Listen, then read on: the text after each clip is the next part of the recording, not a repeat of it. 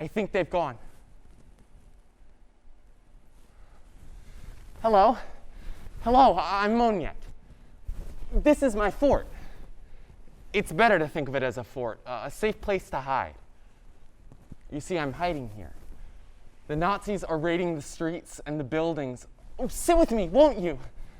It gets lonely just waiting and wondering. Sometimes I wonder if anyone's coming back for me. I'm sure they are. This is from my mother. When Uncle Jakob smuggled me out of the big ghetto, we had a different hiding place. She gave this to me. It's got money and important papers, my name, my address, what to do if I get lost, and these. Family photos.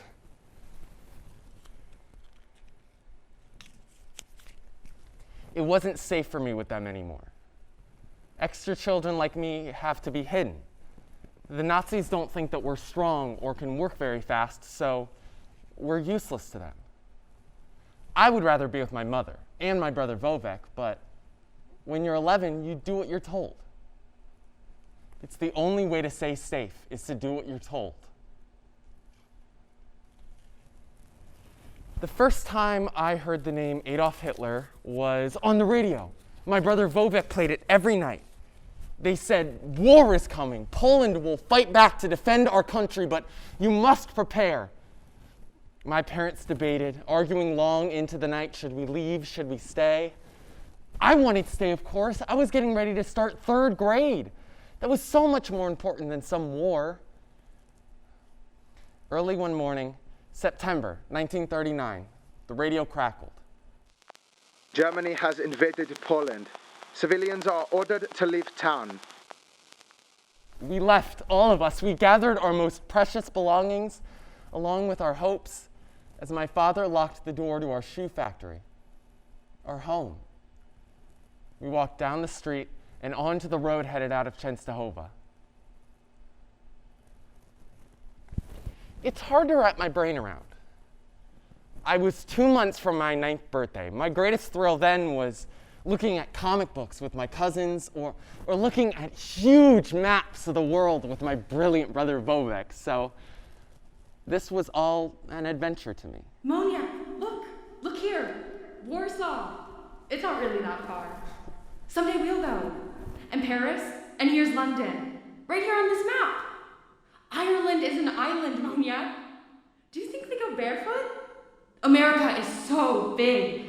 Let's go there. Moniek, look. My father is losing his memories. He used to tell me stories of when he was a young boy in Poland, stories of his hard-working father who started his own shoe factory in Częstochowa.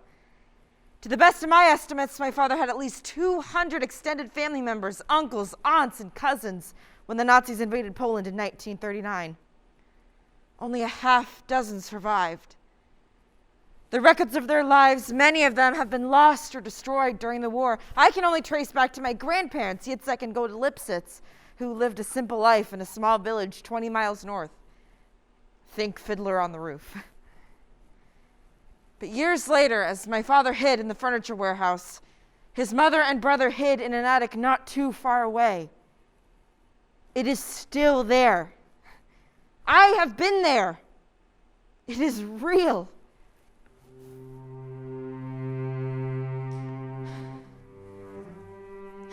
Yes, this is the house. In his house up in the attic was a hiding spot. Yes, these are the steps. I have a picture of this exact spot.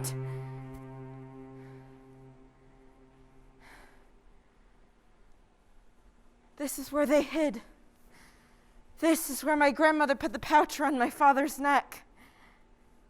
And he kissed her goodbye. But they didn't know it was the last time.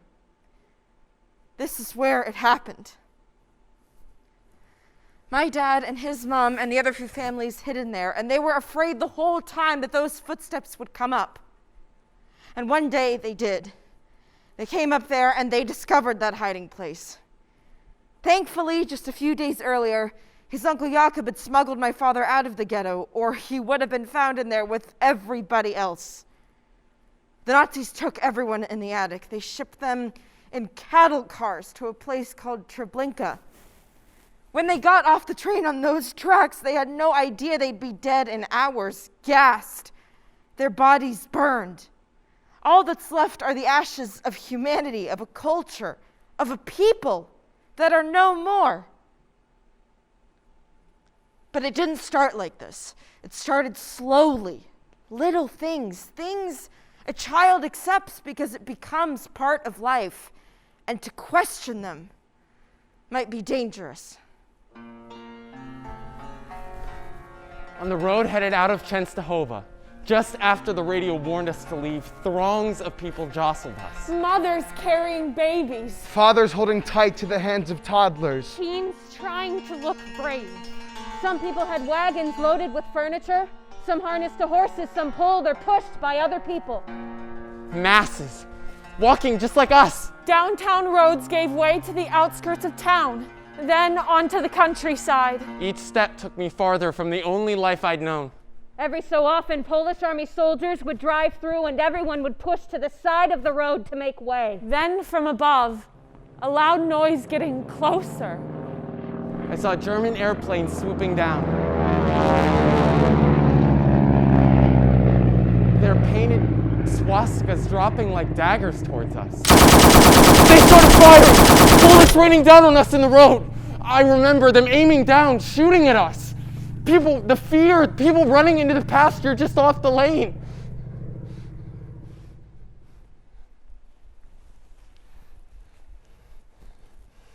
That first evening, we huddled together in a farm field for the night. I remember a few yards away there was a pile glowing in the moonlight. I walked over to check it out. Who knows, maybe it'd be something for me to read or to play. But it wasn't a toy or a book. On the ground lay a body of one of the men shot by one of the planes. He had somehow made it as far as the field off the lane. He was crumpled, bloody, his lips blue, his eyes saw me without seeing.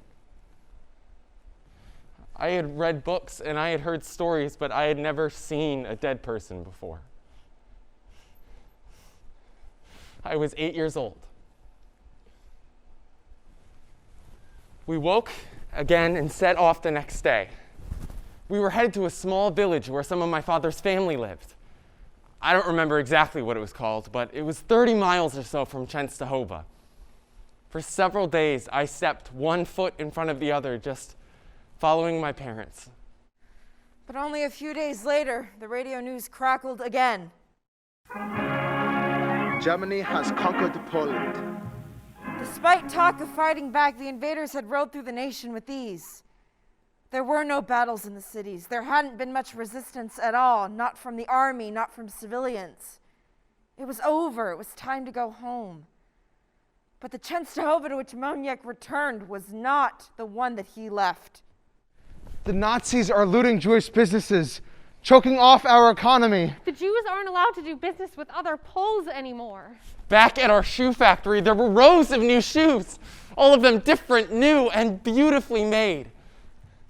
But nobody came. No business, no money, no food. New rules all the time. A curfew from 8 to 5.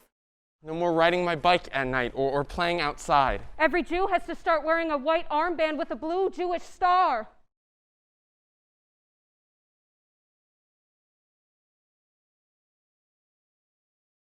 It marks me like a brand on a cow. The Nazis have taken a symbol of pride and turned it into a badge of shame. If you were caught outside without it, you could be shot on spot.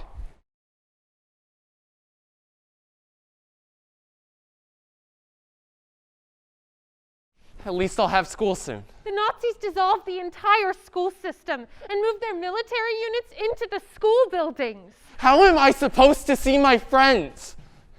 Polish kids from the neighborhood stopped playing with me. I heard more and more taunts on the street. A friend from school called me Dirty Juden. I just looked at the ground and I kept walking. Mother told me never to answer back, that it was too dangerous. How could they treat us this way? We're their neighbors. Have they always felt like this? I feel like I'm in a dream. No, the shreds of a dream, like when you're first waking up, like that. But things can't get worse. This won't last. I pray at night when we wake up at the warehouse in the morning, the Nazis will be gone. My family will rebuild our lives. We will live in peace. One Sunday morning, Soldiers rounded up people from their homes and forced them to march to Magnatsky Square in front of the cathedral. they separated the men, From the women, lined them up against the fence, and opened fire. Hundreds of men died. Bloody Monday.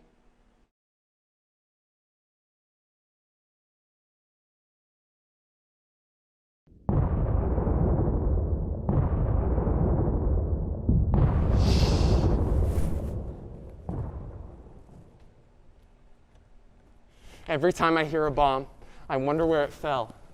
What got wiped out? Sorry, where was I? Oh yeah, I feel like I'm in a dream. I remember the way things were before, but sometimes that seems like the dream now.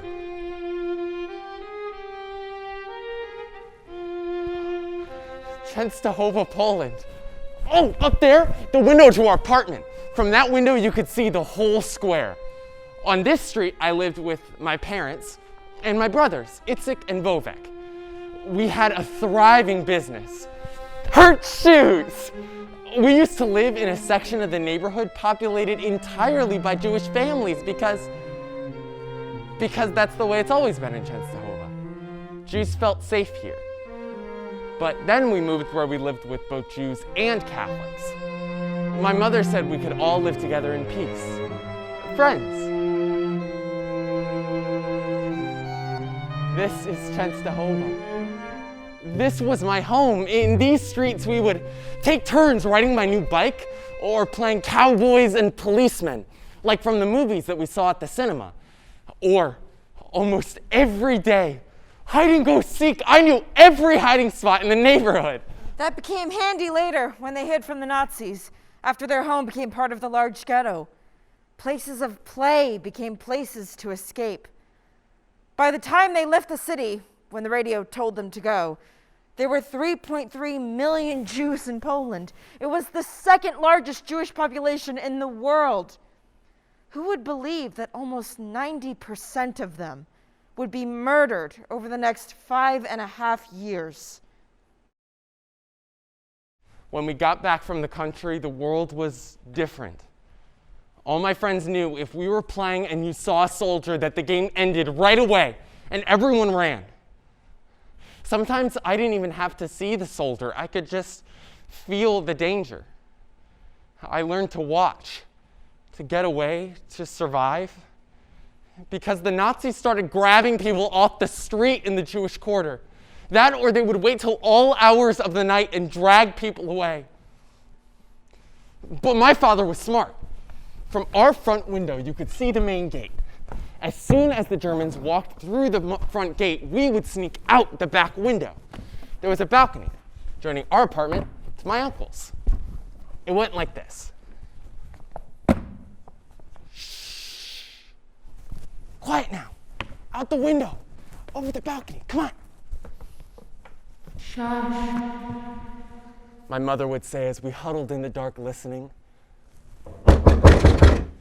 By the time the Nazis checked the door on the second floor, nobody would be home. And when they checked on my uncle's door,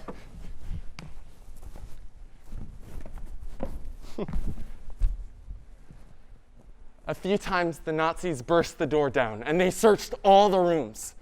We huddled in the next apartment. Out! Get out! Everybody out! A horror movie came to life. When the Germans took our radios, we lost our ear to the world.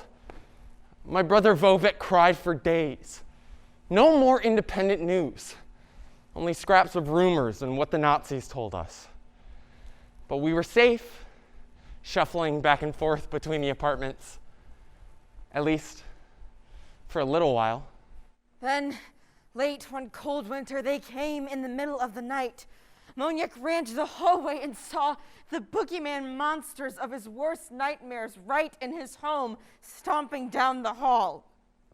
They dragged my father right out of bed. No shoes, no coat. We need people to shovel snow from the roads. No hat, no gloves, no shoes. All night he worked. I kept thinking, why won't they let him have shoes? He's a shoemaker. He has good winter boots. His father would never talk about that night. Within days, he got pneumonia. Jews weren't allowed at the hospitals anymore. He never recovered.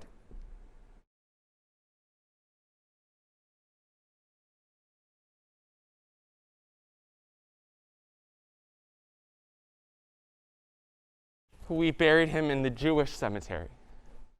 They were still allowing funerals then. He must have been so cold that night, shoveling snow. Wet, icy feet.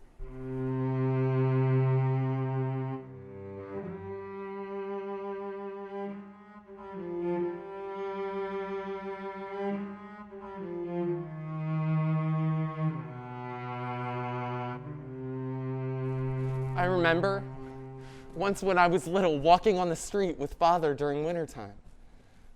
I was wearing my hat with the ear flaps that you can pull down and cover and warm your ears. I remember it was so cold. And he took his hand and my hand, and he put them both in his coat pocket, rubbing my fingers to keep them warm. My dad.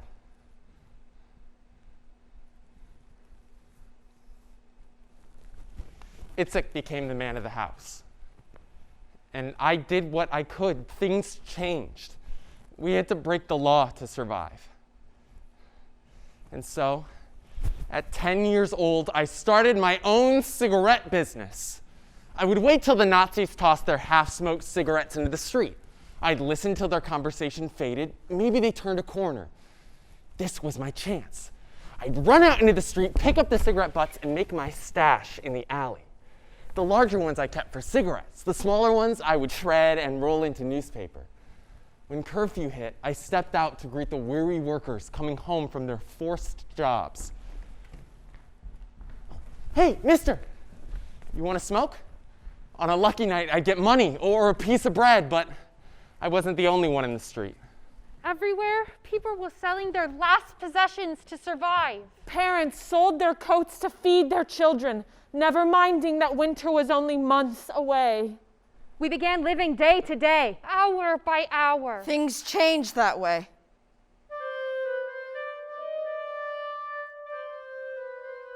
Here in the furniture warehouse, I miss my family, but I find any sliver of joy, whether it be through the sun, through a beam in the roof, or an extra piece of bread once in a while, or the photos around my neck, always hidden except in the darkest, most private moments.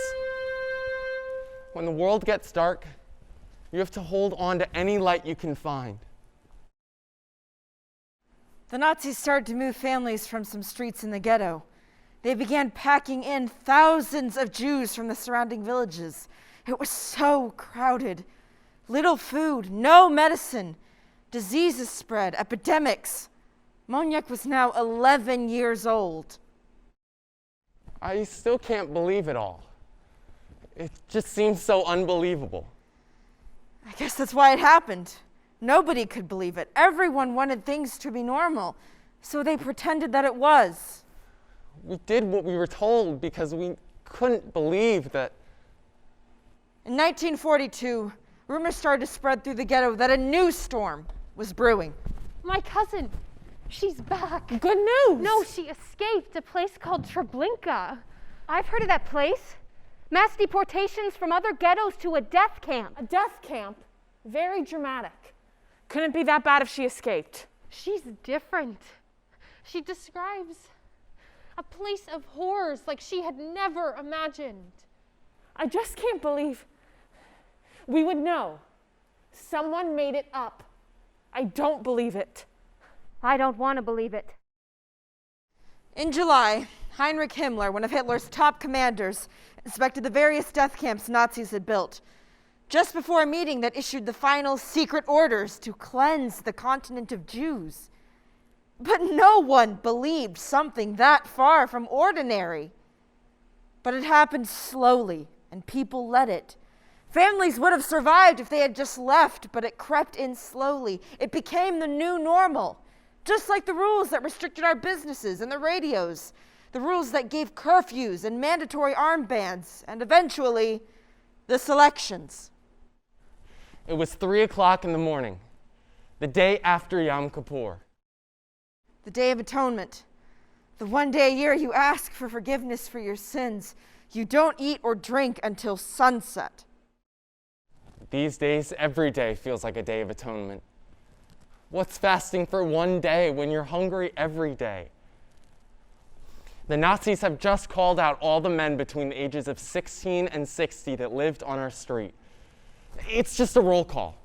They called for one earlier in July, and then they sent us all home. We are dividing the ghetto into 5 sections. We will call one section at a time for an aksun. Everybody will come out like we did in July. The Nazis have installed huge lamps surrounding the entire Jewish section. Nobody comes in, and nobody can get out. Bright lights turn our night into day. It was September 22nd, the first roundup. Jewish police surround the factory where my older brother Itzik works. With father gone, Itzik is the breadwinner. The guards are moving street by street through the northern portion of the ghetto. They've swept through Kavya, Krotka, and Kosaruva streets, onto Garibaldi, Vilson, and Varsatsky, parts of Narkarska and Nachepna. In all, they forced more than 7,500 Jews out of their homes and drove them towards the factory. 7,500 people. At 6 a.m., a long column of men, women, and children crossed the square, one by one. Almost none would survive. 200 are shot on the spot. Over the next few hours, the Germans selected 7,000 people.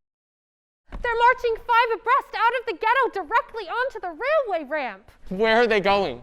There! 60 cattle wagons are waiting. Soldiers are shoving 100 people at a time into each car, slamming the doors shut. Where are they going? Within 1 hour, the trains left toward Treblinka. What have they done? Only 350 people survived that selection, chosen for work. The first jobs? Cleaning the blood from the square on Krotka Street, gathering the bodies of their murdered families and friends, and then throwing them into a hole on Kavya Street that became a mass grave. And for the Jews herded out of town, no one knew for sure what became of them. The Germans told them they were happily settled into labor camps. They even came through the streets with a loudspeaker and announced over and over. Everyone who left now is safe at the camp where they've gotten food and shelter. But most didn't trust what the Nazis said anymore. People began to plan any way they might avoid the upcoming selections. More and more of my relatives from nearby villages have come to live in the ghetto. The Nazis are rounding up Jews from all over. One of my uncles said to Itzik, if we get the chance, let's get out of the ghetto, create shelter in the forest, and come back to rescue the rest of the family. They left, but then... Everybody out of the house, into the street. Whoever stays in the house will be shot. The second selection. We're not supposed to watch. The Nazis have said if they see anyone in a window, they'll shoot. But I know people from each section of the ghetto. I have to look. Itzik and my uncle. The guards are leading them into the square. Why won't Itzik look up at the window? They're in one large line. Somebody stepped out of line. They shot him. The Nazi in charge of it all was Paul Degenhardt. All of the people had to pass before him. He would motion. You go to the right. You go to the left. You also to the left. Most men, 17 to 40, able-bodied people who could Left. work, are sent to the right. Left. All of the children, Right. the elderly, and most of the women Right. are directed to go to the left. Left. From my place in the window, it's clear. Left. Right means life, left, Right. an uncertain future. Left. The guards are getting closer and closer to Itzik and my uncle. Left. Closer, Left. closer. Right. The guards are leading women and children onto trucks, Right. or they're marching them away. Left. I don't know where. To the railway station to be shipped to Treblinka. Now it's Itzik's turn. To the right. Same with my uncle. Right. They had failed to escape the ghetto, but at least they had escaped with their lives. And that's when we hid for good in the attic. No more sneaking to watch outside. One morning, Uncle Jakob tapped on our hideout door. He and my mother talked. And then she took a deep breath and she kissed me. She gave me this pouch, put it around my neck. She told me to go with my uncle, to hide in this warehouse for safety, and I did what I was told. I walked out of my home, I walked out of the ghetto, and into this warehouse. A few days later, Moniek. Moniek, where are you? Uncle Jakob, here, oh, it's so good to see you. Things are so dull here. Moniek, listen. Have you come to take me home? Oh, I miss Mother. Moniek, quiet. I have something to tell you. Do you remember Mr. Baum? No, has something happened to him? Uncle, are you okay? The Nazis came to our courtyard yesterday, and they found a hiding spot in a pickle cellar. I remember hiding there once. When I was out past curfew selling cigarettes, I would wait till the Nazis passed by, and then I'd sneak a pickle from one of the barrels. They found the cellar. Inside was a group including a man named Mr. Baum. He thought if he gave up another hiding spot, they would spare him and his family. He told them of our attic space. The Nazis marched up the wooden steps. The families in the attic crouched, silent, still. They heard the boots thump, heard the attic door slam open. Silent, still, barely a breath escaping each mouth. And then a knock on the wall. Out. Schnell. Everybody out. Your mother and Vovek and the others, they had no choice. The Nazis marched them out of our apartment, down the steps, through the courtyard to the railway station. They're gone. Baum gave them up. He's safe. He was with me, but your mother and Vovek. I don't understand. Mr. Baum was Jewish, right? How could a person... They're gone. Where? I'm sorry, Moniek. I don't know. They shipped his mother and his brilliant brother to Treblinka, to the gas chambers. The Nazis took the Baum family too. Their betrayal had not saved them either.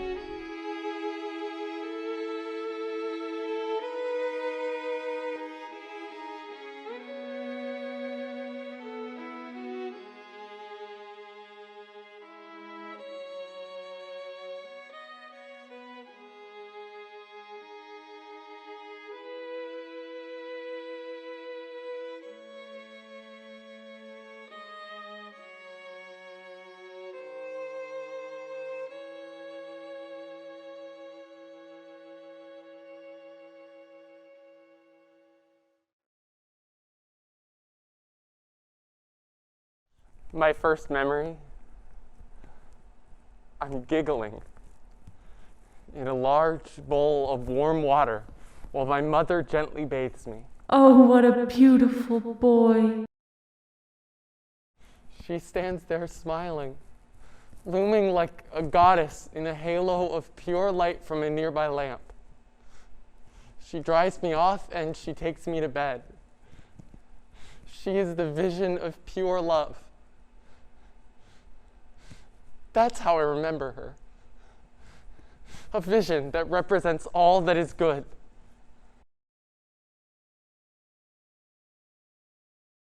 When the selections were all said and done, the Nazis moved the survivors to a new small ghetto.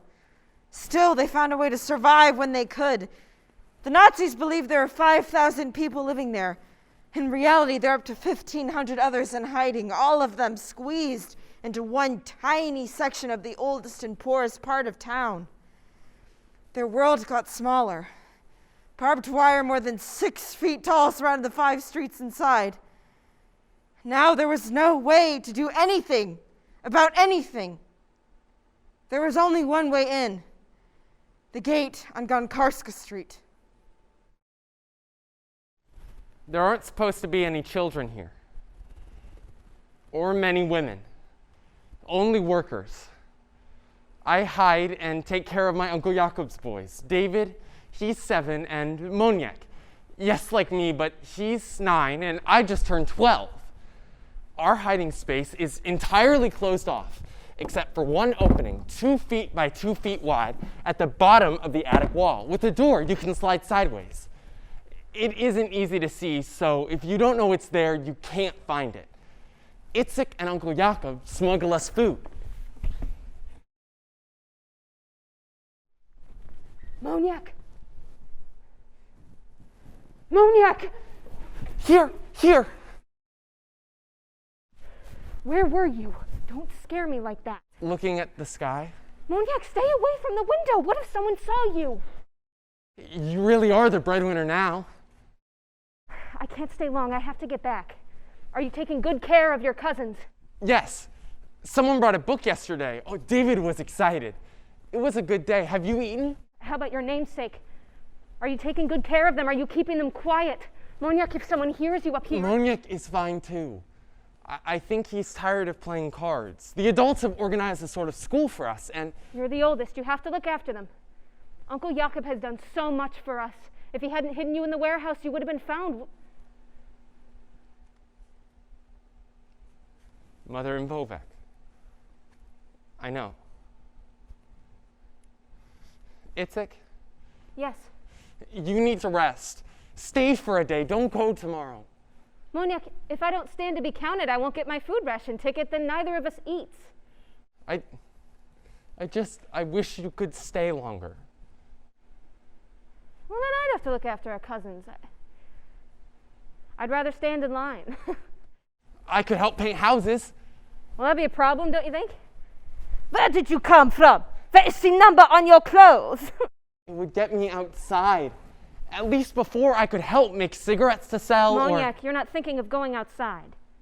There's nothing out there. I barely get to see the sun. But you're outside. Moniek, outside is not like you think. Riding bikes, playing with your friends. We stand in formation twice a day to be counted. Uncle Jakob and I leave at 6 a.m. with the other workers through the gate and walk in columns under guard to our jobs. We're stuck inside all day, painting the houses of the rich people we used to know. Except now the Germans live in them. We paint all day. And then we get counted again, and it's the same thing to get back home. It's a miracle I even get to see you at all. So please, no talk of going out. I'm sorry. I'm a little tired today. I have to go. Itzik, I promise I won't talk about going out anymore if you promise me something. What's that? Don't give me all your bread.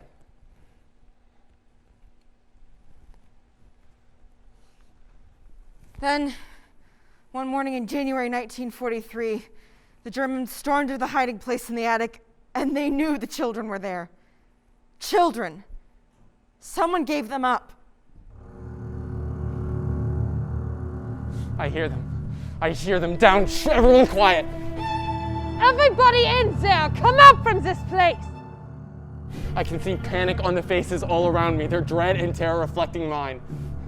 Nazis are yelling. There's no escape except out of that one hole. One by one, the people in hiding crawl out. A few mothers, mostly their children. I don't know why, but this is the moment I choose to resist. I say to my cousins, we'll be the last ones. We won't go out. We flatten our bodies right next to the opening. I sling my arm across my cousins' bodies, covering little David's mouth with one hand. We stand as still as statues. My heart is beating wildly. If the Nazi gets on his hands and knees and he crawls through... Is everybody out? Long after they've gone, all day and into the evening, we three stay quiet. I say to my cousins, we're not leaving until I hear your father or Itzik call us. I don't trust anyone else anymore. It was likely a Jew who gave up our spot to save his own skin. We stand there for hours, with the door wide open just as the Nazis had left it, as the room turns black and the sun fades away.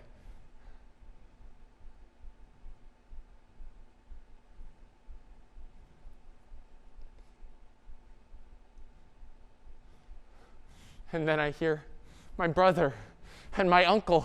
Moniek, David, is anybody there? I crawl out with my cousins. At a time where we showed little emotion, this day we hug. We had barely survived. So many did not. He never again saw any of the people with whom he'd hidden in the attic with that day. Either the Nazis shipped them to Treblinka, or more likely, they took them to the Jewish cemetery or Kavya Street and shot them. We moved to a new hiding place on my Uncle Jakob's street, a cellar, and it was a great setup. The opening led beneath the floorboards down into a space below. My aunt and uncle put a rack on top of the opening to hide it, and no one ever found it. That's where we hid as the selections continued outside. They were looking for the resistance. Mostly young men 19 to 25 who wanted to fight back in any way possible. They connected with some people in the force, some Polish, some Jewish, who felt the same way about the German invaders. They even had weapons, but not enough to take on the Nazis yet. They were training for an uprising. The Germans found out about it somehow. Either somebody told them, or they discovered some of the resistance's bunkers on their own. They searched, and they found the weapons. That's when the Nazis decided to liquidate the small ghetto only 9 months after they'd created it. They surrounded the ghetto. Everybody out! All the men into the big square. Itzik goes out. Uncle Jakob goes out. I'm 12, but I've been hiding for a year. I'm sick of it, sick of being separated from Itzik. I throw in my lot with the men in my life and I join them on the parade ground at Reinachek Square. It was late June, a sunny midsummer day. They stood in the market in front of the ghetto for most of that day, several thousand standing while the Nazis went looking for hideouts. They had dogs sniffing for people. They never found Aunt Sala, Moniek, or David, but they found others, and they shot some on the spot. They heard gunfires, they stood waiting. Then Degenhardt came, and the selection began. I'm standing in a line, 5 people per row. Itzik is a line or two ahead of me. I'm in the last row. I see many boys my age and younger, some older men too, being loaded onto trucks. Left. They drive away. I don't know where. Right. I kick up some dirt with my shoes and I make a mound, standing on it, trying to look older, taller. And it works. First round done. I look at Itzik's line. They've taken away another 2 rows on the opposite side. Uncle Jakob will pass him first. That angel of death. Right. To the right, Jakob is through. Itzik is next. Right. To the right. Now it's my turn. I have to step towards him off my hill of dirt. Left. And then Itzik from his spot on the right. That's my brother! I want to go with him! Don't be stupid, you know what that side means. Itzik breaks from the line and he's at my side. That gets Degenhardt's attention. Itzik is a talented artist. He's been painting Degenhardt's new house. Get out of that line! But my brother, take my brother Don't too! worry about your brother. He'll be all right. The guards force Itzik back into the line on the right. I stand with a group of about 30 boys my age and some older men who hadn't made the cut. 2 trucks have already gone. Ours will be the last. Then a miracle happened. A German named Litt. He was the director of the Hasag-Pelcery ammunition factory. He had gone to the Jewish cemetery after the first truckload. He saw the Nazis take everyone off the truck and shoot them. Bullet holes pierced the gravestones. They went right through the stone and the children. Lit had 2 children, the ages of those being slaughtered in the Jewish cemetery. He drove to where they were sorting. As Moniek was about to be loaded onto the last truck to go to the cemetery, Lit walked up to Degenhardt and said, I have work for these people. I want them to come work for me. Degenhardt looks at him like he's crazy. What are you talking about? They are children. They can't work in the munitions factory. Lit turns to our group. Do you want to work? Yes, we'll work hard. They argued back and forth for some time till somehow Lit convinced Degenhardt to let all those children move right. Itzik and Uncle Jakob are standing in disbelief. The guards load the older men, still standing on the left, off onto the trucks, off to the cemetery. If the guards hadn't forced Itzik back into the line on the right, he'd have gone there too, without me. Both of us brothers are lucky today. Was it luck? Or was it a small sliver of humanity that moved a German soldier watching terrible, evil acts at the cemetery? After all, Lit already must have seen so much before. Why today? I don't know. He saved them. That is what happened. The Nazis continued clearing the ghetto and finally burned it to the ground. Ansala and Moniek's 2 young cousins died in the ghetto, along with 500 others. Itzik and Moniek ended up at Hasag-Pelcery, the concentration camp in Częstochowa.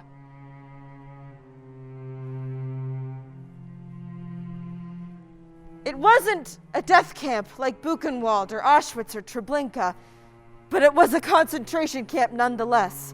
The Nazis concentrated people in one place so they could keep statistics on what killed us first. Starvation, hard labor, or their bullets. It was surrounded by an electric barbed wire fence and armed guards. You will get 1 piece of bread a day and some spinach soup.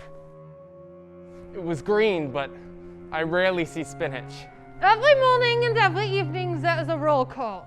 These can become a selection at any time. We will sort those 2 weak or sick, and they shall be led to another facility.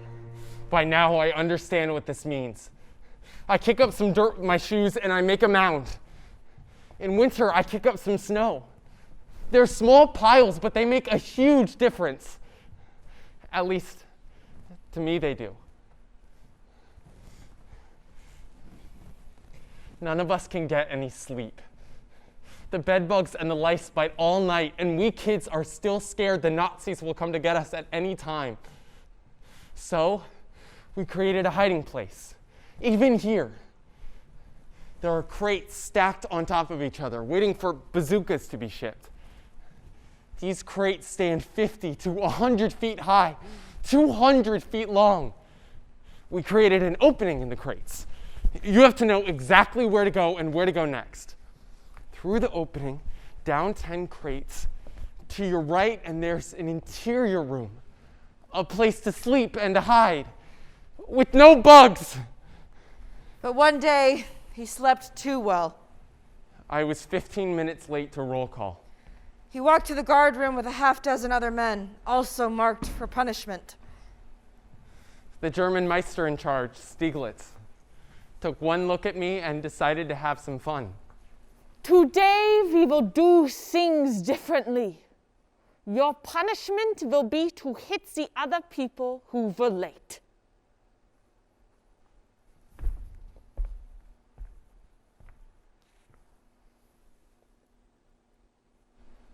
He hands me the stick. Now you beat them. The men on the floor could hardly believe their luck. The Meister was a small guy, but he was still stronger than I was. I hit each of them once. Harder! I hit them again. Beat them!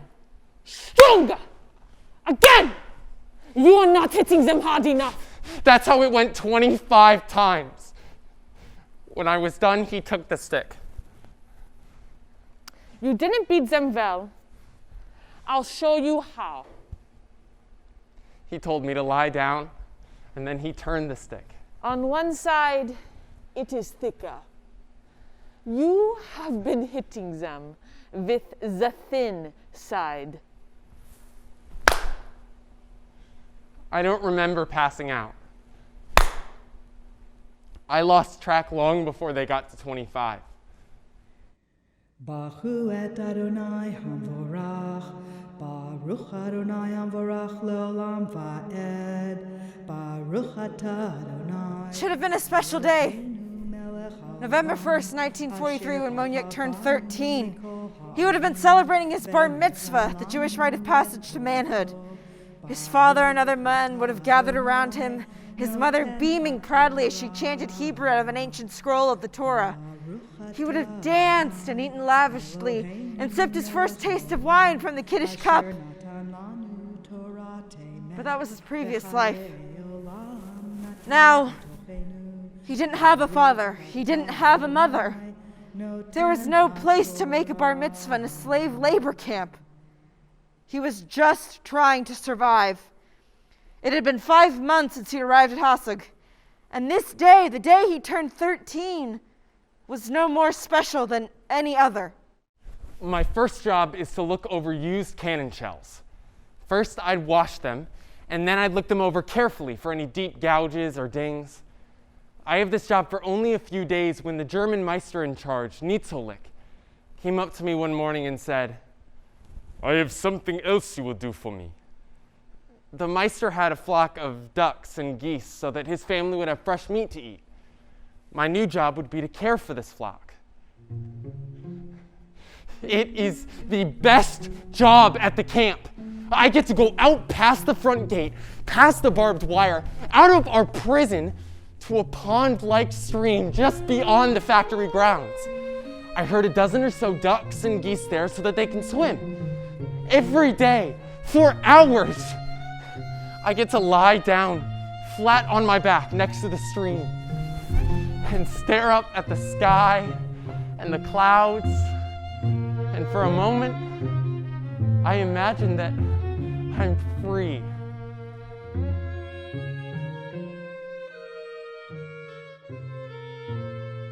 It's there. Oh my gosh. I've been imagining this my whole life. My father told me about this. Look at that sky.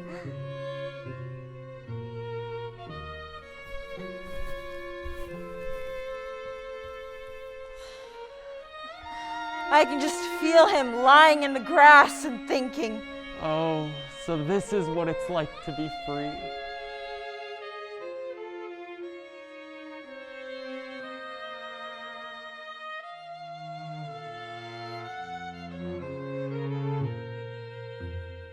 Abba, I'm at the stream where you used to walk the ducks at Hasag. I'm looking at the water right now where you used to walk the ducks. And I laid down and looked at the sky like you told us you used to do. Abba, I'm so proud of you.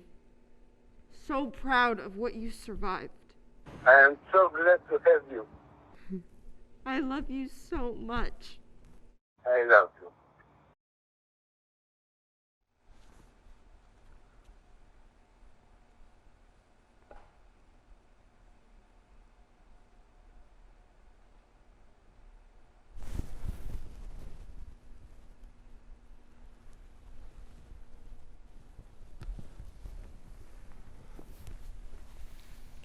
Itzik and I have lost everything else. But we have each other. We work together and live together now. No other relatives that we know have survived, only Uncle Jakob. He works on the furniture factory at Garibaldi Street. He's in charge of painting the Nazis' homes. I'm lucky. I have Itzik, my brother, my father, my guardian angel. They're changing my shifts to nights again. I won't get to see you at all anymore. Moniek, I know. I don't have a choice. They change us from days to nights and back again every 2 weeks. The Nazis seem anxious, worried. That just makes them meaner. No, There are rumors going around that the war isn't going very well for the Third Reich. Haven't you heard the bombing in the distance? Yes, but I don't know who's bombing who. As long as we keep our heads down and follow the rules. Why do they hate us so much? Oh, Moniek. Why? What did we do? Nothing. Nothing. We did nothing. We didn't... They have always... They've always hated us? I never knew. You never heard your friends yelling dirty Juden at you at school? No, before... You were too young, Moniek. There were always things. I remember seeing drawings, cartoons, with Jews as monsters and devils on them. And I remember seeing newspapers, people waving newspapers in the street. Wake up, the Jew will stifle you, they'd shout. Right in front of you? Why didn't you say anything? We were afraid.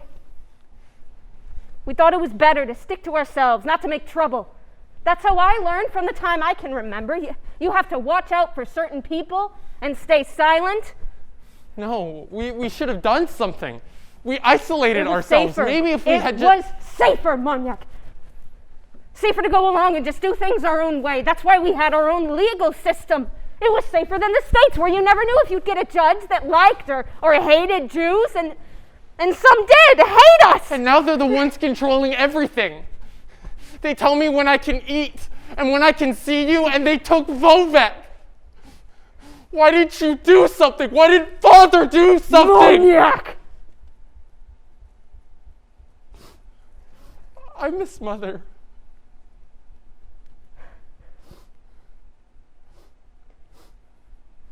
Moniek, I'm so sorry. Well, I miss them too.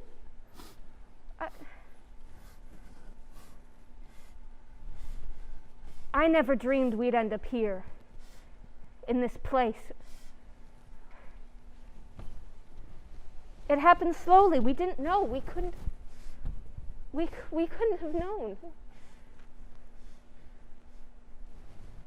Did you know you weren't the first Jew who was really great at making a cigarette business out of nothing? In the early 1900s, Moniek, Jews created most of all matches and cigarettes. Really? Oh, it was a huge industry for us. And then the Polish government passed a law that only the state could make them. They took all those businesses, Moniek, all those businesses, and gave them to veterans of the army, but not the Jewish veterans. Those people hired the Jews back. They knew how to make the cigarettes, but paid them much less. There were things like that. No one questioned them. It happened so slowly.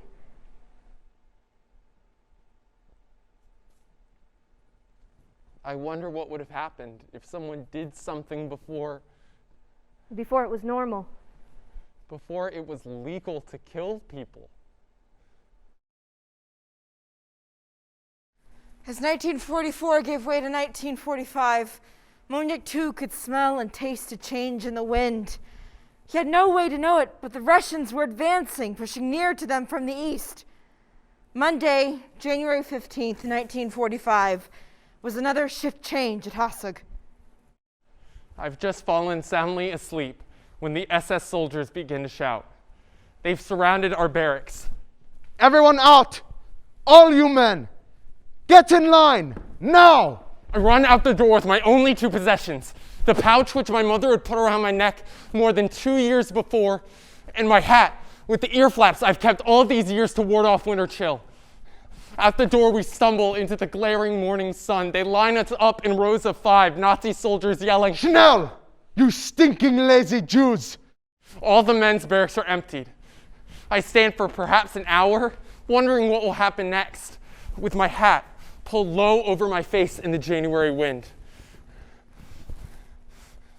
I think about Itzik. He traded shifts with a Hasag worker. He's at the furniture factory where Uncle Jakob is staying. He could be anywhere, even here in the biting cold, just waiting. There's a grinding noise and the screeching of metal on metal. The unmistakable sound of an approaching train. Into the camp it rolls like a mechanical behemoth on the track through the factory grounds. It groans to a stop. My heart starts pounding. The train is pulling a train of decrepit wood cattle cars. Their slats dirty and bare, the roofs covered with snow. The Germans start flinging open the doors. This isn't happening. The world starts spinning. And then out of the corner of my eye, I see one of my Uncle Jakob's nieces-in-law, Ruzha. She sees me too. She sees the Nazis begin to push us all towards the trains, all of the men. And then she does something I can barely believe is happening. She steps out of line. She breaks the rules.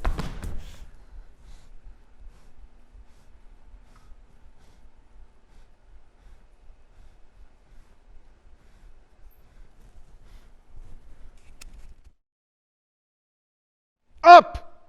Into the cars! Get inside! They're pushing us in, cramming us to the gills till we can't move. Not so fast! Drop my suitcase! There's so many of us in here. More than 100 people, shoulder to shoulder, shivering in the cold, in the fear and the dread. Uncle Jakob, it's sick! Wait! Then they slammed the doors shut.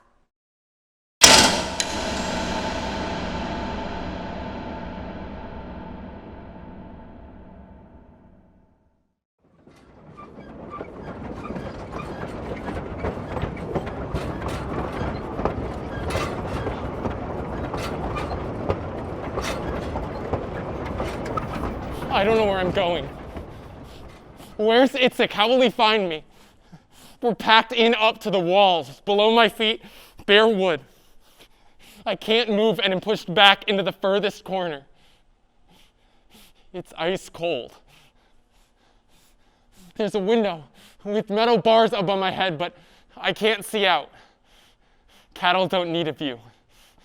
Everyone stands, unable to move for hours. I can smell the snow just past the barbed wire which covers the window. My throat, so thirsty. It grows dark. Only a small shaft of winter light through the barbed wire as the train moves along in the night.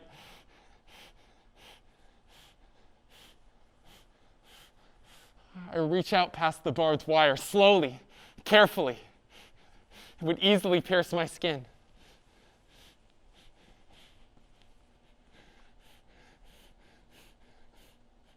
There, at the roof of the car, I can grab at some snow with my fingers.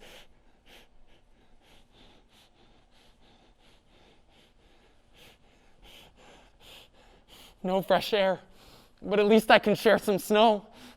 I pass it around to the others in the car. Here, you look thirsty. Melt it, careful. It's all we have. Perhaps Itzik is on another train. We stop several times, but they do not open the doors. No food, nothing. What I would give for the green spinach soup now. The bread that I carry is worth more than gold. I should share it? I don't know. I know that if I take it out, someone will snatch it from me, or wait till I'm asleep and steal it from my pocket. People are hungry. They're also desperate enough to steal from a kid. My gut feels heavy, empty. I don't know which gnaws at my stomach more, the hunger or the guilt. It's all a nightmare. Hours of hunger and thirst, no fresh air. The car begins to reek as people relieve themselves where they stand, pressed together. That and the dead bodies. People die where they stand, and nothing can be done about it. I guess for some this was one straw too many. There's no room to move the corpses aside. Those that stand next to them are stuck, staring into their lifeless eyes as the train makes its journey in fits and starts. When it gets dark, I turn to a wall and I nibble at my bread.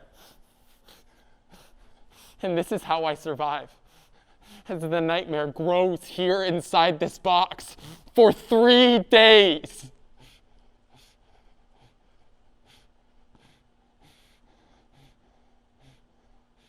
I have visited Poland.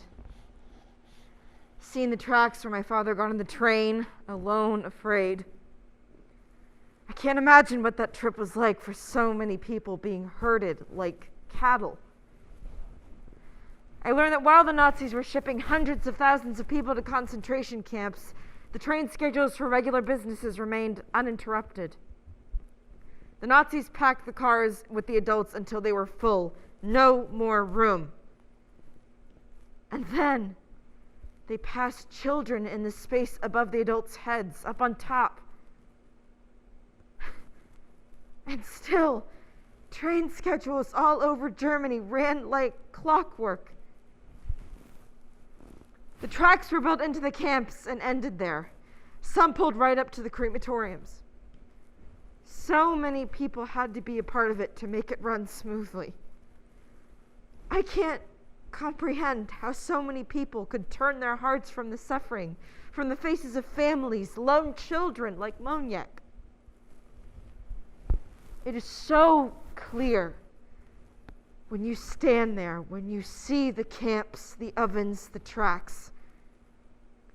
It was all so organized on a massive scale. It was so efficient. How do you find hope in the face of that? When so many people's hearts have gone dark to you?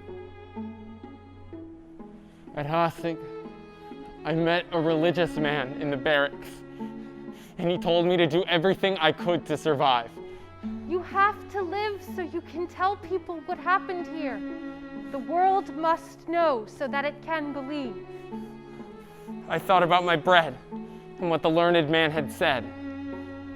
The will for life is pushing you to do things you might not do other times. But you have to do them. You must do what it takes to stay alive. He was a faithful man, but he was letting me know that more important than praying was surviving. And that's what I will do. Each night I rip off another chunk of bread and I eat a few bites. I live another day. The train is moving, halting, but the doors, they never open. I hold on to my pouch and I hold on to my hat. I get water when someone passes around an old tin cup. 3 days later, it slowed and stopped. They had arrived in Buchenwald. Down on the hard, frozen ground, he jumped into another living nightmare. There was a Nazi flag flapping in the wind and a big sign, Concentration Camp Buchenwald. Beside him, there were more than 1,000 prisoners on his train alone. After years of hunger, 3 days of starvation gnawing at them. The guards ushered them forward between rows of SS, hanging tightly onto leashes, barely holding back huge German shepherds, snarling with bared teeth. It was like walking through a gauntlet under the late afternoon sky. Along the way, I passed people, civilians who must live nearby. Throw away everything you have because they'll take it from you. Throw away your bread, your food, your cigarettes, all your money. The people in the villages said they didn't know what was happening here after the war. My father knows for a fact that's a lie. He saw the townspeople. They knew exactly what was going on, better than he did at that moment. Some of my fellow passengers do drop things, and these people from the town, they pick them up. I still have a chunk of bread left. I eat it all in quick bites. I intend to hold on to the little that I do have, most especially my pouch and my hat with their hidden valuables. I see the camp ahead. Buchenwald. The dogs are vicious. Snarling, lunging. Trying to get at me. But the faces of the soldiers are worse. Some of them not much older than I am. Snarling, hating. I finally reached the camp. It has a huge gate with some words etched in iron. Jedem das Sein. I know enough German to know what it means. To each his own, or to each what he deserves. I don't know what I've done to deserve any of this. Next, they shave my head. Oh, my beautiful hair. Stay still. Schnell. They take our clothes. You're going to take a shower. Everything in a pile. Everything. You there.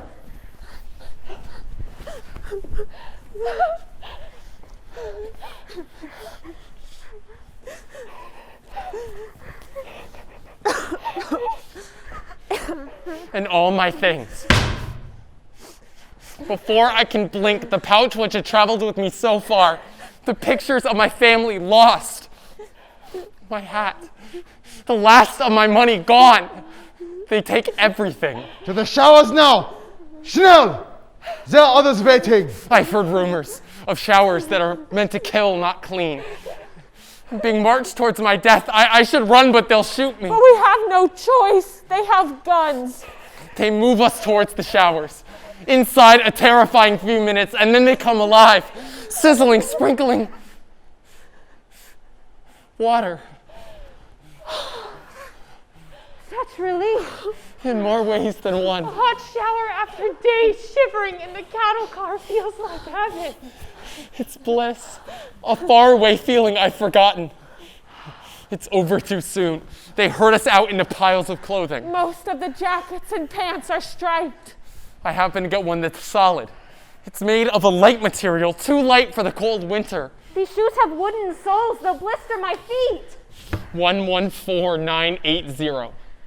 It's my new identity. It's the number on my jacket. The guards do not use our names, only our numbers. He arrived at Buchenwald the very day Soviet troops officially liberated Itzhik.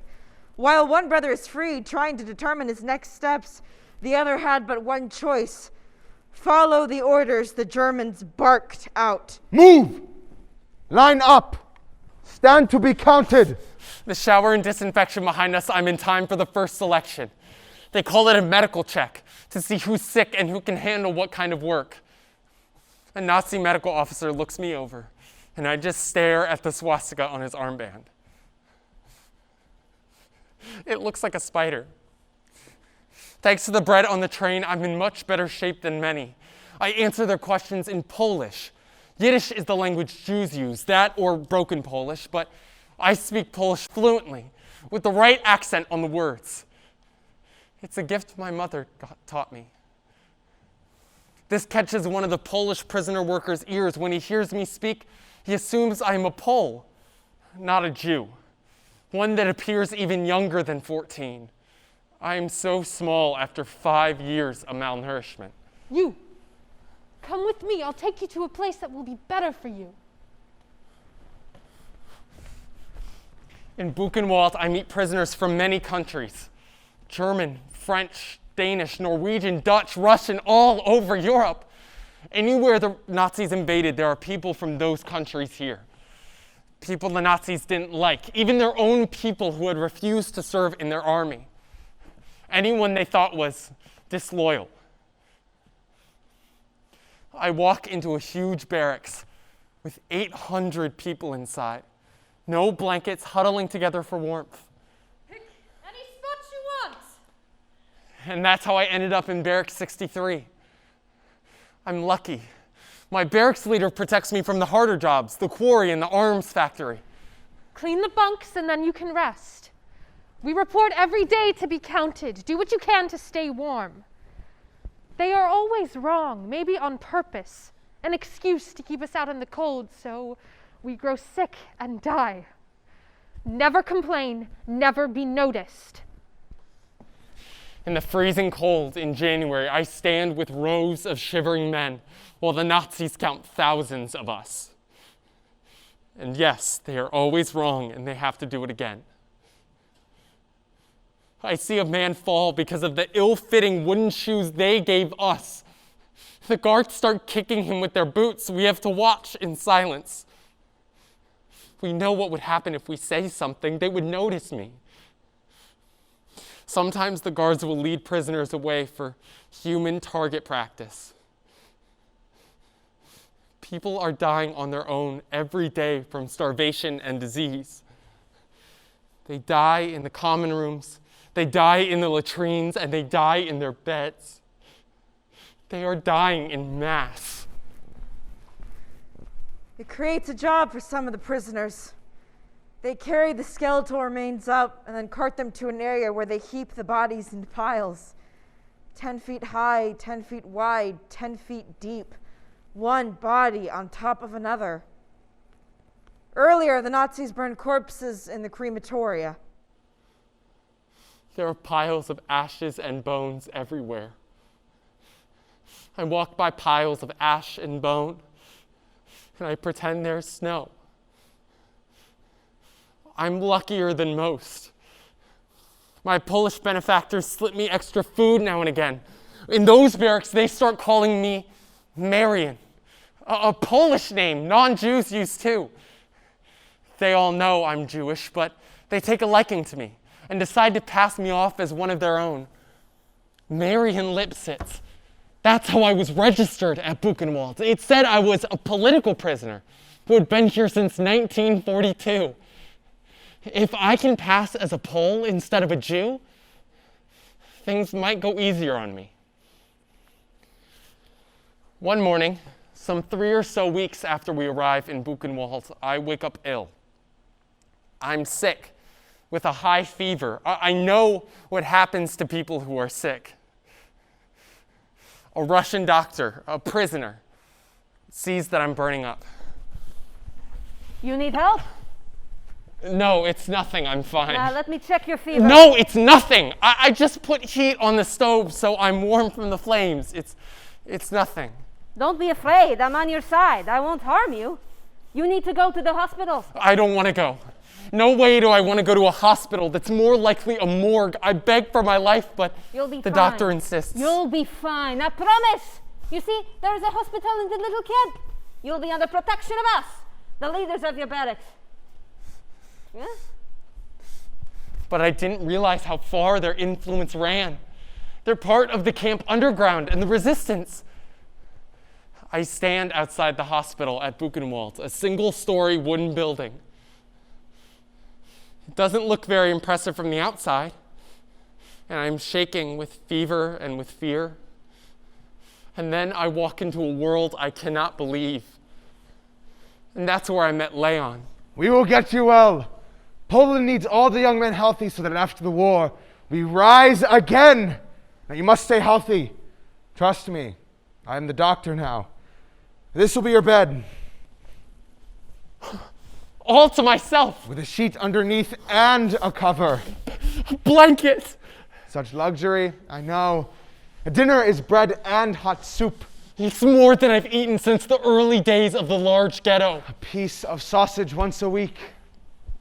They give me egg powder that I can mix with water and make something close to scrambled eggs. There's heat from a stove. Here are your pajamas. Warm pajamas to wear. For the first time in months, I'm not cold all the time. I'm relatively clean. There are no bugs. Wash every day. Good grooming leads to health. Trust me, I used to be a barber. He's a Polish political prisoner, a communist and a proud Pole. I suspect he was born Jewish, but he claims no religious identity, only political. He teaches me about Poland's great history, and he speaks with great fervor of the day. The country will rise again. After the war. He was a barber turned doctor. I learned medicine here in the concentration camp. I learned so much from him. I had fended for myself for almost a month at Buchenwald, but now I have a sense of family again. Leon takes me under his wing. When I get better, he lets me stay at the little hospital. There is a catch. You can't have an official job.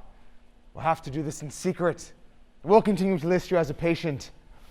But won't the Germans know that I'm feeling better? Oh, they're not keeping close tabs these days. The war troubles are inching ever closer. And so I stay at the little hospital with Leon, and he gives me 2 pajamas to wear instead of the usual prisoner garb. Most important at the hospital, the underground is able to smuggle in medicine. The Nazis continue to import political prisoners. If one of them is sick when they arrive, the underground gets him the medicine he needs. We have been rescuing and helping people since the camp's beginning. There is an underground Marian, an organized effort to help you younger ones. And do you know who leads it? You? No. Germans! German communist political prisoners, and They run it like a political machine with Czech, Hungarian, and Polish committees in every barrack and workstation, and especially in the hospital. The Polish Jewish men's section has been saving boys up to age 16 since the beginning, 1939. That way they can protect you from the harshest jobs. And we direct Red Cross packages meant for Danish and other prisoners to the young boys instead.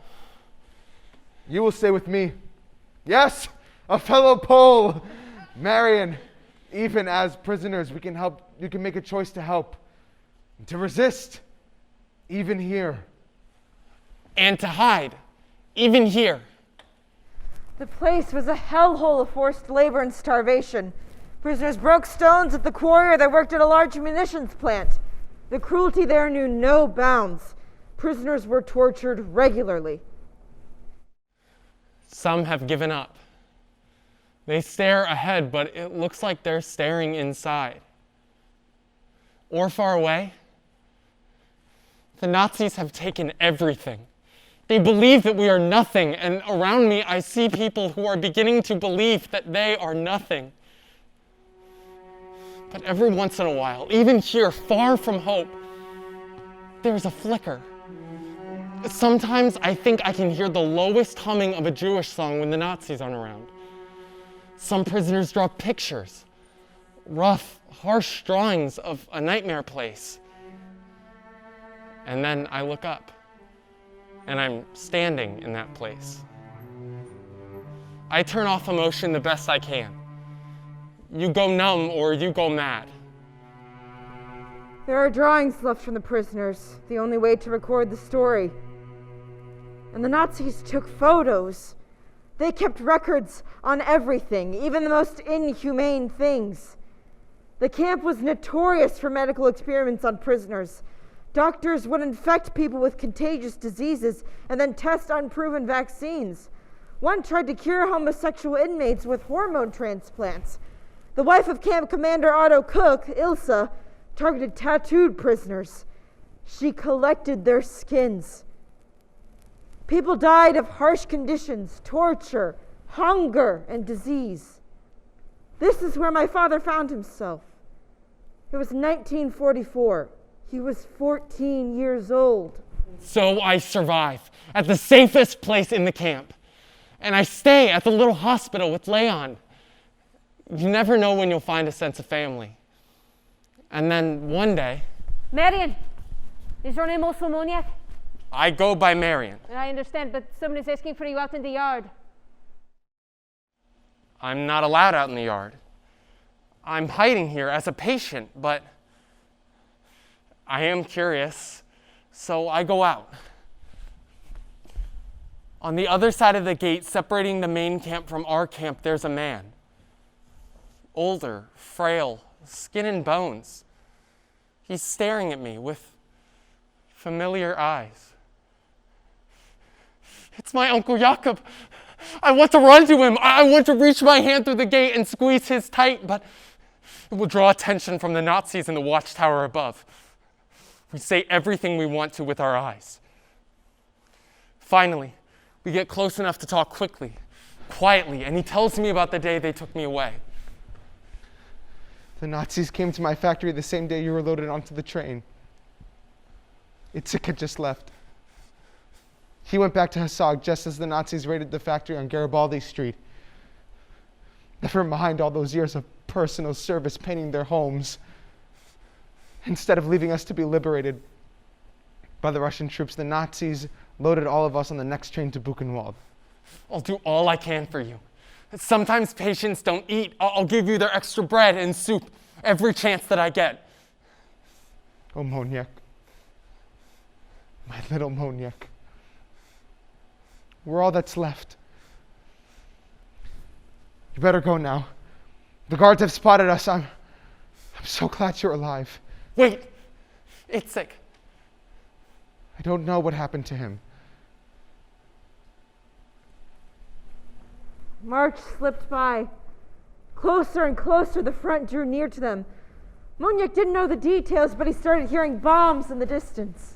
The Nazis have decided to evacuate Buchenwald, to take all the Jews deeper into territory they still hold. They can't use trains anymore. The Allies have bombed the tracks. How will they evacuate? They're making people walk. Walk? Where?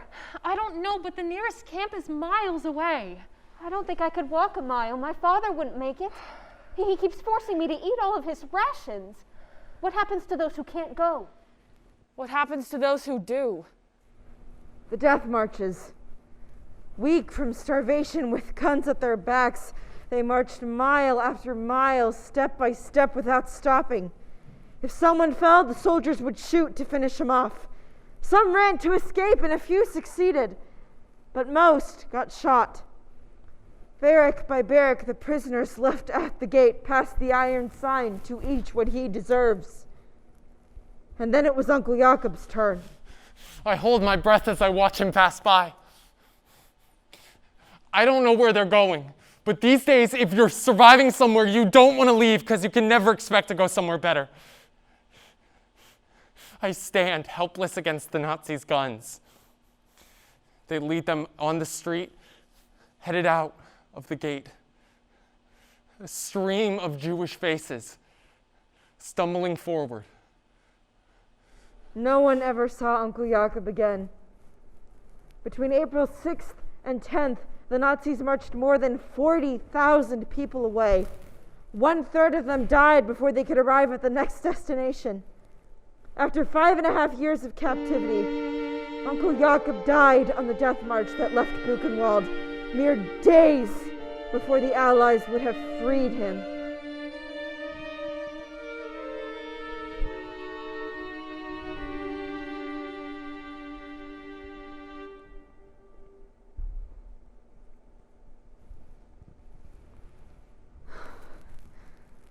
Liberation.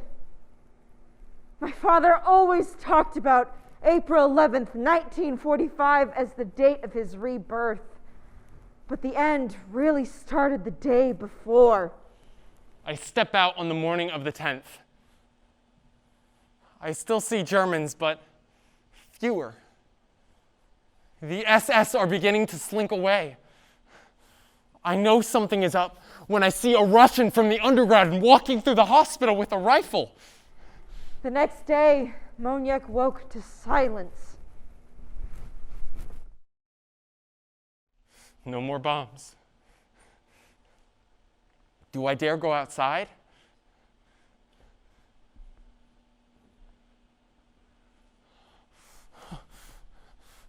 There's no German guard in the watchtower. In fact, there aren't Germans anywhere, not at any of the guard shacks, not by the gates. No one is yelling at me. For weeks, Leon had been saying that the long nightmare was coming to an end. The Germans are losing the war! But I didn't trust these words. Things had been getting worse, not better. The Nazis had been leading the Jews away the past couple of days. I thought I would be next. I had been living hour to hour, surviving just one more day, but this morning? What was it, April 11th? There should be Nazis on me by now. And then I see Leon, his eyes twinkling in his gaunt face. They're coming.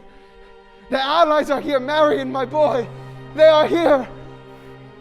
This I had to see. I run to the roof of the hospital and I look out. Tanks! American tanks! Coming from both directions, could it be? I watch them inch closer and closer, mile by mile. It's amazing. And then I see a Jeep with American soldiers drive into the camp itself.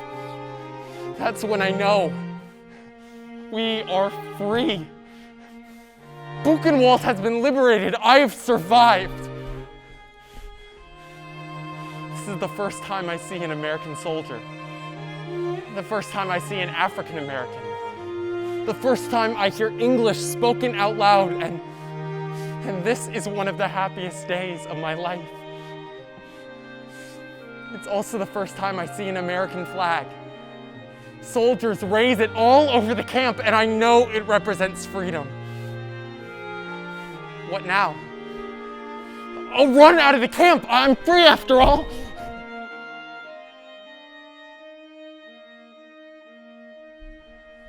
Where would I go?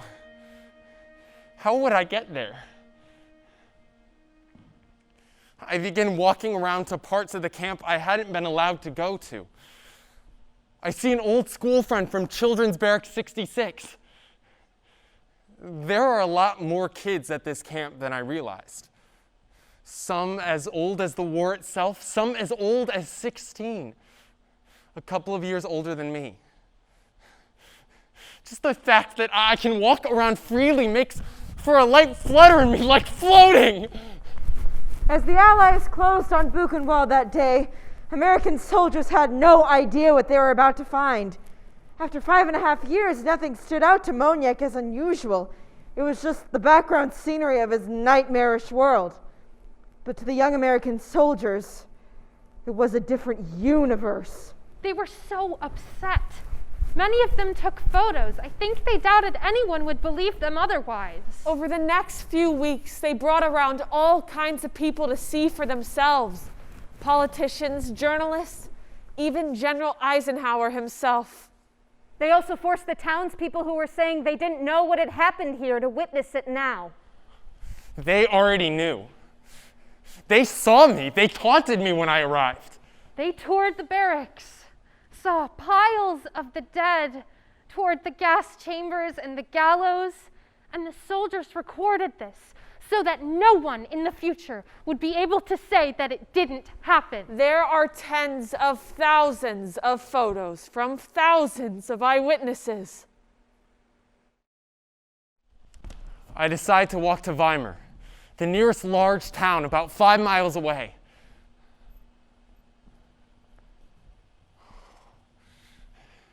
It's been a long time since I've been in a city. Just the fact that I can walk around freely with no one telling me where I can go or what I can do or spitting at me. I watch the people from the town go about their business as if nothing has happened.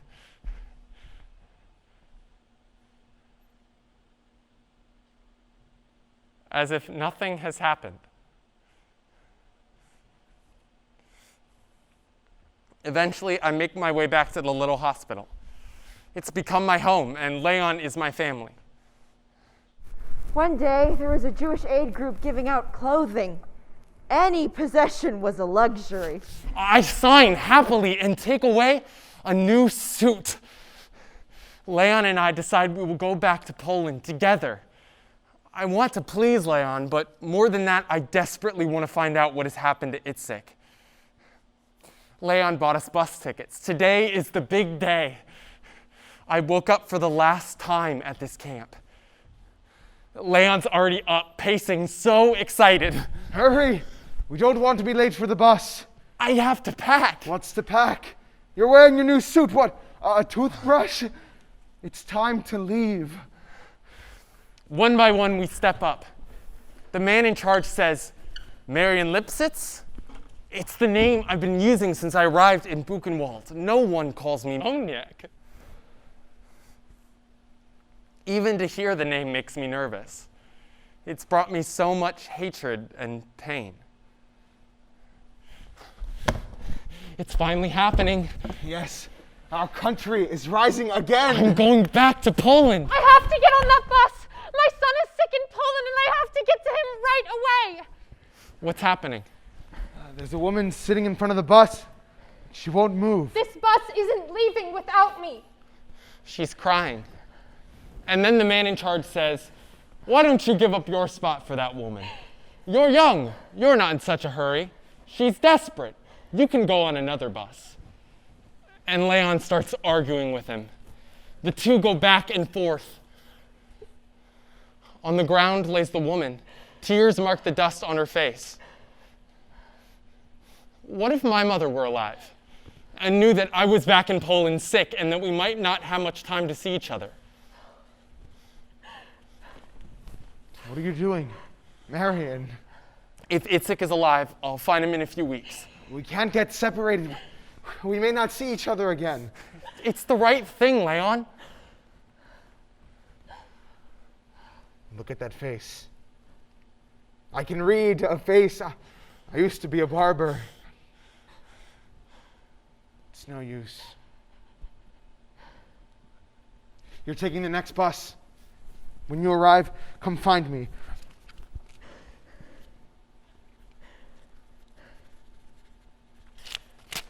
Here's an address. I'll see you soon, Leon. And I walk off the bus. The woman boards and takes my seat. I watch the bus pull away with my only family, Leon, back to Poland.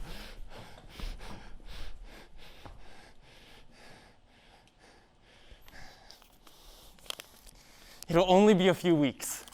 What's a few weeks after years of war? You would never see Leon again. He would never return to live in Poland. I go back to the little hospital and I step out. It's strange. Quiet. Almost everyone I knew is gone. Oh well, it's just a few weeks.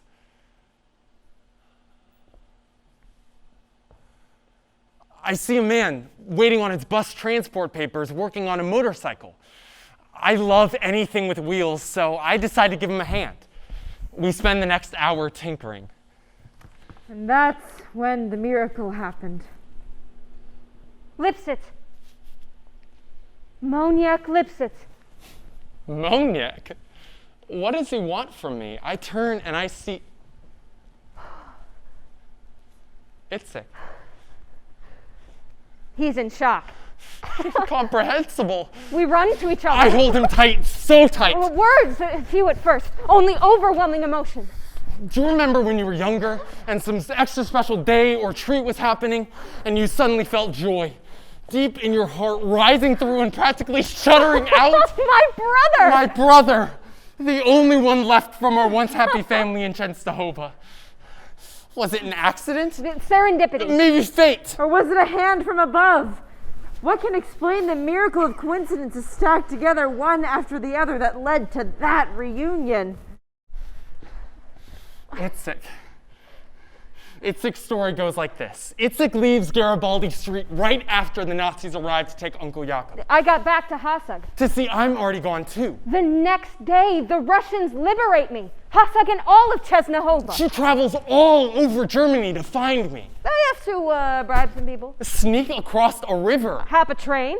She pulls into camp the day I'm sitting on that bus. To find that your name is not on any of the lists. Oh, remember, I went by Marion, not Moniek. So I search all the documents in the camp, one by one, and there, on one sheet, my signature for a new suit. I was over the moon! I survived! But they tell me you've probably been shipped back with the children back to France. So? So I head to the office to apply for a certificate to search for you in France. On the way, she runs into a man from Częstochowa. Why are you going to France? The man says. I saw your brother a half hour ago fixing a motorbike near the hospital. If I hadn't given up my seat on the bus while he was searching the records for me, we have missed each other. Perhaps forever. Now that is unbelievable. But true. We had been separated for almost 6 months. Now we have a lot to catch up on. I'm married. I tell him about Leon and how the underground helped me survive that hellhole of a concentration camp. Wait until you meet him. Oh, you'll love him. We can go back and create a new Poland together. Moniek. Yes, Itzik. Moniek, there are no Jews left back in Poland. The Poles look at us with disgust, some with guilt, but none with the hand of friendship. Even if you go back as a Pole, Moniek, you'll always be a Jew, never fully accepted as one of them. The people don't like you. They think you're less than them. People have moved into our houses, our homes, Moniek, and they won't give them back. Yet there is no going home. There's no bike to ride in the square, no school to attend, no factory to support us, no family to love. Everything's gone, Moniek. Everyone is gone. It's not our country. And he tells me about incidents he had had growing up. I hadn't felt it so much as a child. Children don't understand hatred at first. You learn it as you grow. Itzik said, If it hadn't been so already, before the Germans came, how can you explain why all your non-Jewish friends turned their backs on you as soon as the Nazis invaded?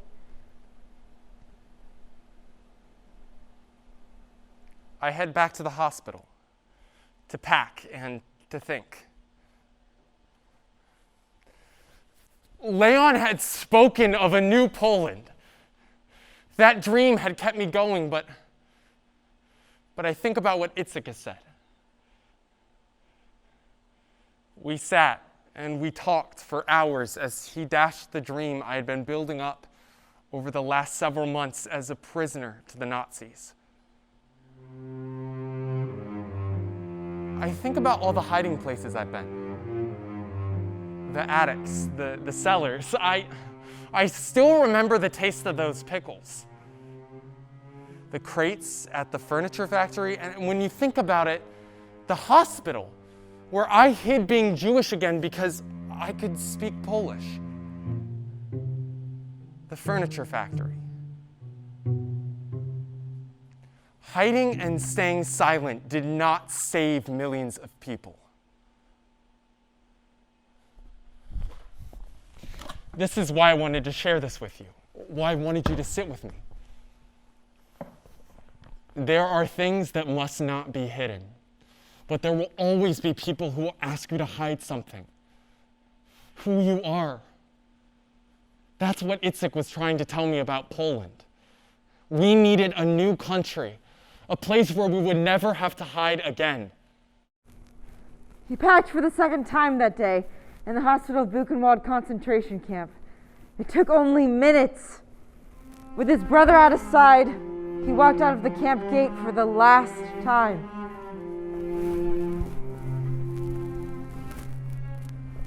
I didn't look back.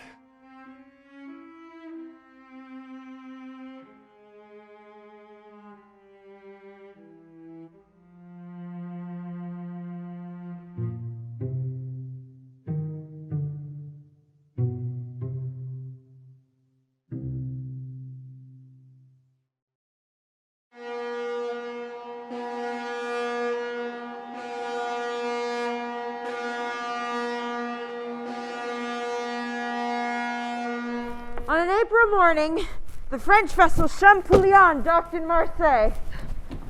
A group of 80 orphans boarded, part of 900 boys and girls from decimated Jewish communities all over Europe. Over the next weeks, they slept outside on a crowded lower deck. Ate food from the ship's galley they brought to divide amongst ourselves. And didn't care! They sang! And they played games! And we dreamed of the future we would build. It was a blast! Finally, after 10 days at sea, they docked in Haifa in late April 1946. At 15 and a half years old, the journey is finally coming to an end. I catch my first glimpse of a new home where I don't have to hide, where I can create a new life. My father is losing his memories now, and the war is fading for him. The hate, the persecution, the memory of what happened and how such a thing could happen. He has Alzheimer's, my father, and as the events slip from his memory, even though I have recorded them, have the pictures and videos to remember, their meaning disappears for him. Now I fear that my country, the whole world, is experiencing its own case of historical Alzheimer's. I remember the man at Hasag saying, "You have to do what it takes to survive so that people can know what happened." The Nazis first went for political rivals, homosexuals, communists, and then they went for the Jews. I held a child's belief that none of what I saw could possibly affect me. I now know that blocking out the past didn't change it. It only allowed for others to deny it and to repeat it. I want to remember. I wanted to know. I heard the stories of my father growing up. We took a trip to Poland where his memories began. Recently I returned to Częstochowa to try to catch those that were fading. I was looking for my grandfather's gravestone, but I never found it. I saw the bullet holes, a reminder of the slaughter of innocent children in this place. The cemetery is old and overgrown, unkept. And That's when I see it. The gravestone is broken. This is where my great-grandmother lies.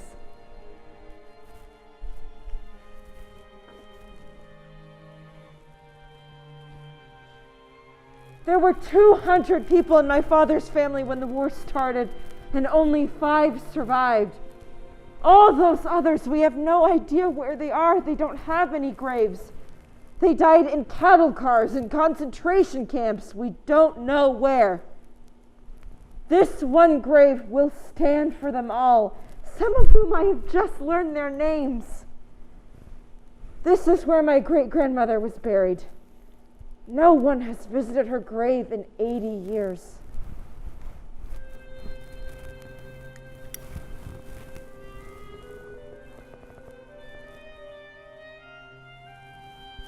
There, over the ocean is the horizon. First a haze, then a mass. Land, my land. Not the home of my youth, a homeland for the future, where I can create a new life. My heart fills with the possibilities. I am haunted by the thought of a man hiding in a pickle cellar, willing to save his own skin by giving up my grandmother's hiding place. I can still remember the taste of those pickles. And then in comes the face of little Rusha, giving Moniek bread to eat on the cattle car at the risk of being shot. Or the Nazi, Lit, who could no longer watch children being murdered in a graveyard. My father is still here. I am here because of their acts of courage. Flickers of humanity in a dark nightmare. I remember those horrible days at the camps. I have nightmares of Nazis shooting people on the street for no reason. But then I wake up, and the sun is smiling, and I cherish what life has brought. That wasn't the time for humanity.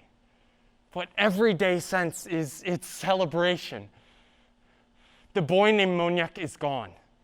The teen Marion, a dream in hard times. It's time to create a new name, forged out of the new language of my new home, Menachem. That's who I will become for the rest of my life.